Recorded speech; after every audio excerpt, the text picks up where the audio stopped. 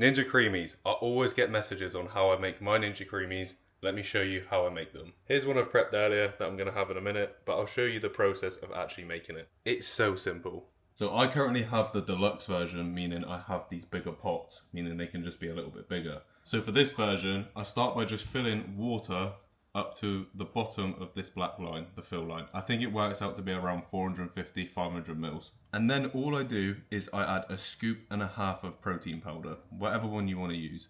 However, I found that Perform definitely works the best. I've also found that if you want to make it like really creamy, either use like a gram of xanthan gum, or you can get these like pudding things, which I put in a couple grams of this, and it makes it taste really good and it improves the texture a lot. So I'd recommend these.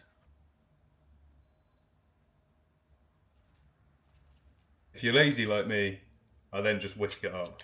If you want to make it a little bit better, whack that in a blender and blend it first, but the whisk works completely fine. Next, you want to make sure you leave it in the freezer for a minimum of like 8 to 10 hours.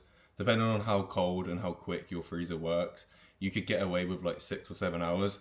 I think this one was 6 hours, so we'll see how it goes. But ideally, 12 hours is the best time to leave that in the freezer for. So when it comes to actually making this, the settings I use are, I'll put it on full, and I'll put it to light ice cream, and then go. That is now finished spinning. And what you'll find is it goes a bit crumbly like this. So what I like to do is put a little bit of water or almond milk in, and then respin it, and it will come out perfect. And then what we do, put it back in the machine, put it back on full, and then just click respin. That has just finished the respin. Let's see how it looks. There you go. Look at that, perfectly. Look at that, perfect. Could be a little bit thicker. If I left it in the freezer for longer, it would be a little bit thicker. You can either eat it straight from here, but what I like to do is put it in a bowl, put some toppings on. For me today, I'm just gonna go with blueberries and some cinnamon.